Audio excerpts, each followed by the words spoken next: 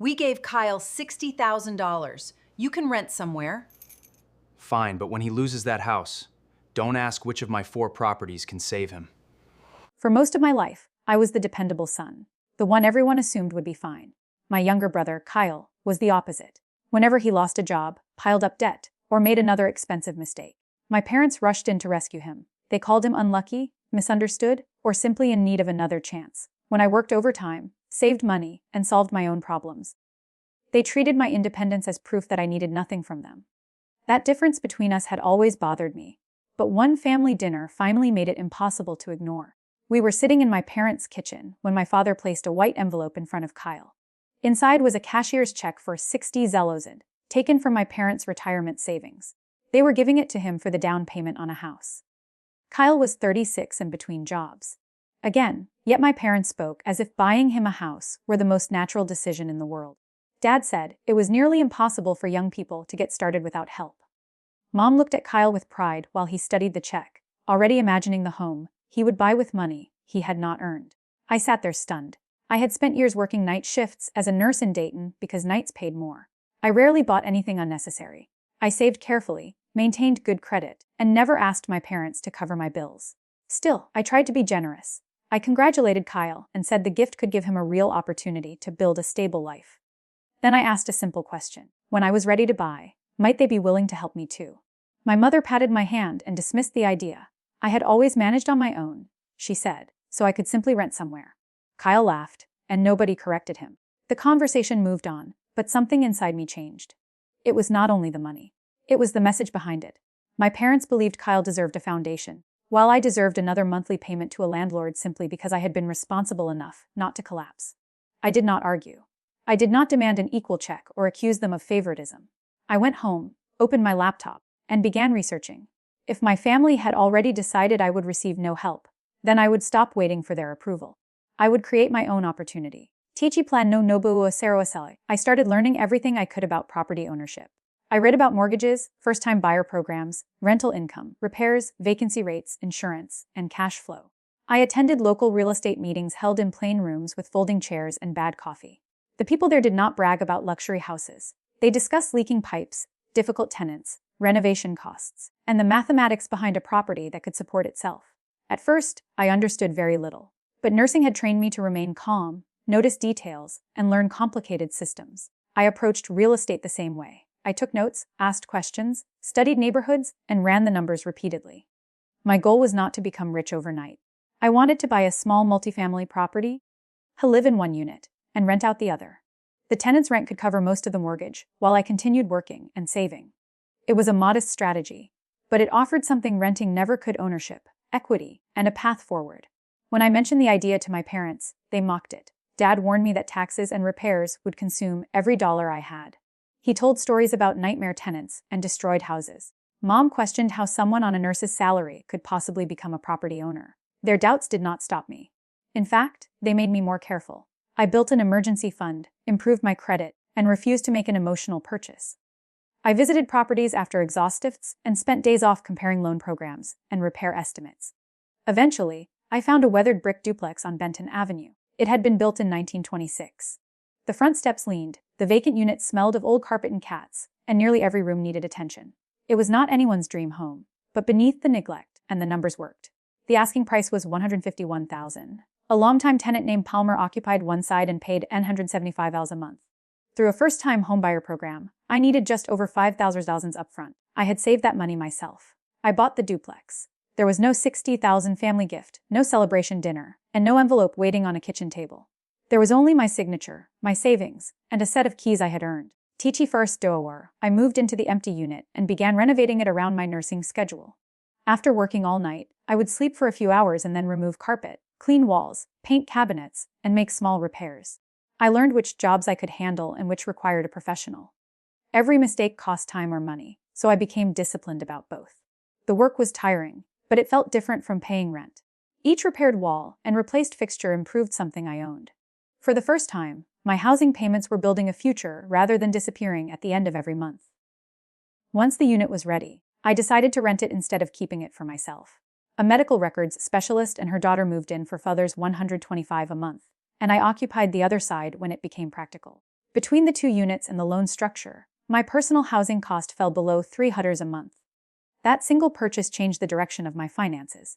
The duplex did not make me wealthy, but it created breathing room. I could save faster, learn from real experience, and prepare for another opportunity. While working in the basement, I found an old wooden key rack with 4 brass hooks. I cleaned and restored it, then hung it in my kitchen. On the first hook, I placed the key to Benton Avenue. The second, third, and fourth hooks remained empty. To anyone else, it was just an old piece of wood. To me, it was a quiet promise. I build sell and see. I did not announce my progress to my family. They had shown little interest in my first purchase, and had already decided my plan was unrealistic. So I stopped looking for encouragement and focused on results. I continued working night shifts and saved the difference created by the duplex. I kept attending meetings, building relationships, and analyzing deals. I learned to look past ugly carpet and outdated kitchens, but never past structural problems or bad numbers. My second purchase was a small house on Magnolia Street for $87,000. It was dated and needed work, but it was affordable, rentable, and located in an area where ordinary working families wanted to live. I renovated it without trying to make it luxurious. The goal was a clean, safe, reliable home, not a showpiece. The Magnolia Street key took the second hook on my rack. After that came a modest property on Harrison Avenue and a small bungalow on Salem Avenue near the hospital. None of the buildings looked glamorous. There were no marble foyers, dramatic swimming pools, or giant gates. They were practical homes in practical neighborhoods, selected because the income could support the expenses. Every purchase required patience. I dealt with repairs, financing, inspections, paperwork, and the possibility that a unit might remain empty. I built reserves instead of spending every dollar of rent.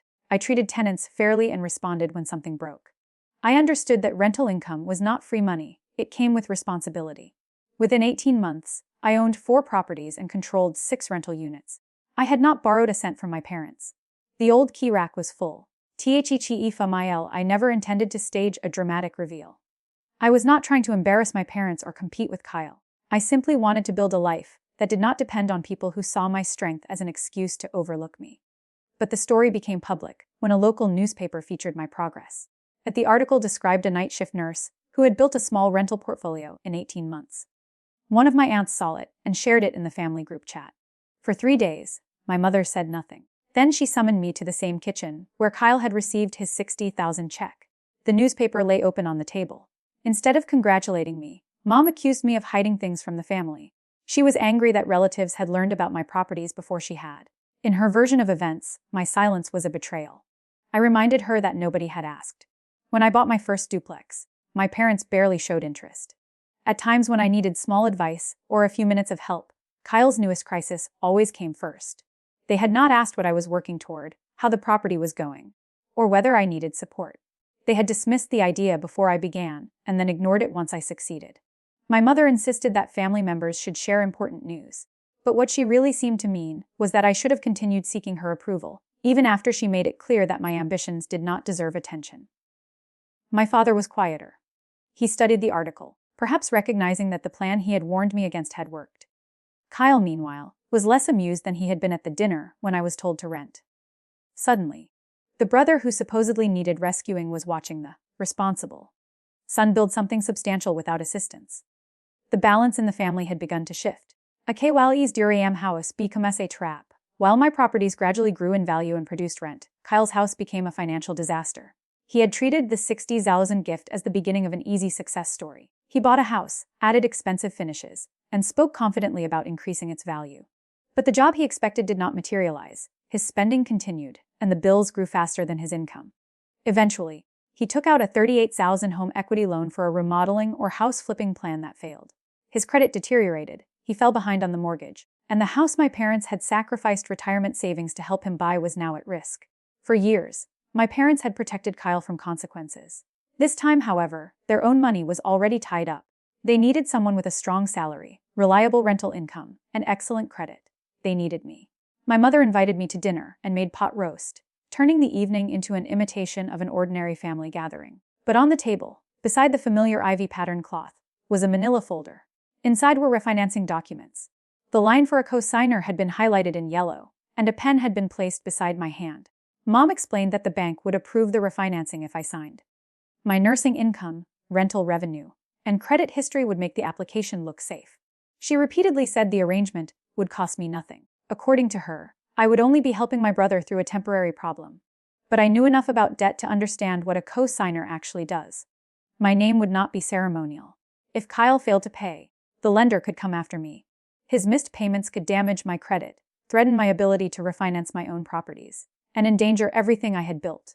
My parents were asking me to place 4 carefully chosen properties and years of disciplined work behind a brother who had already wasted a 60,000 rescue and a 38,000 loan.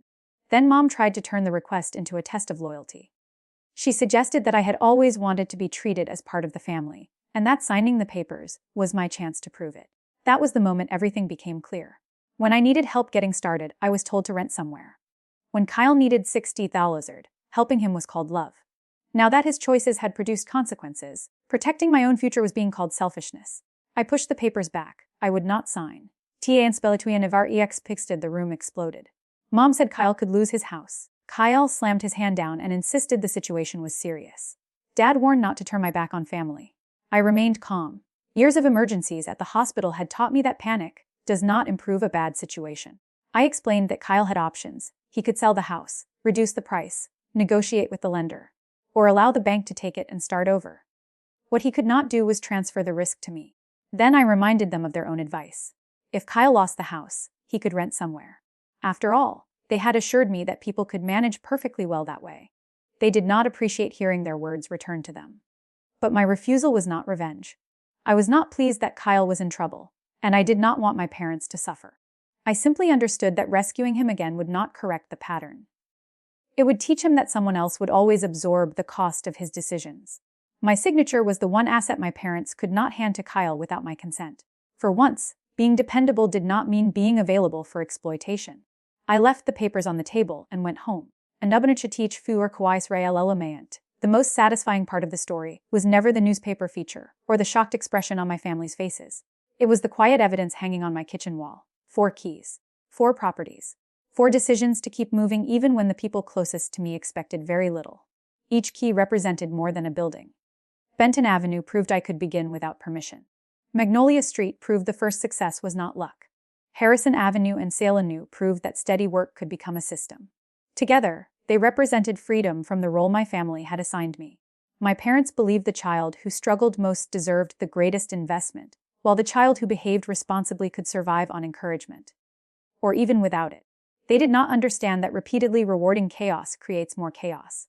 Meanwhile, dismissing a dependable person does not make that person less deserving. It only teaches them to build elsewhere. Kyle received 60,000 and used it to buy a house he could not sustain. I received a dismissive sentence and used it as motivation to build a portfolio. That does not mean money is unimportant. The gift gave Kyle a tremendous advantage, and my path would have been easier with similar support. But the difference between us was what happened after the starting point. He treated help as something he was entitled to receive repeatedly. I treated every saved dollar, every night shift, and every lesson as part of a foundation. In the end, I did not need my parents to admit they had been wrong. I did not need Kyle to apologize for laughing. Their recognition might have felt good, but it was no longer necessary. The buildings existed. The tenants paid rent. The mortgages built equity.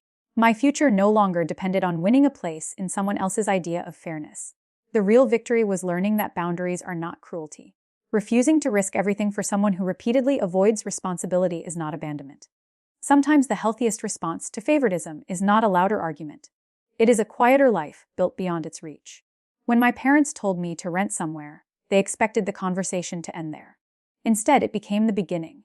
And if Kyle ever asked whether I had finally bought a house, I now had the perfect answer.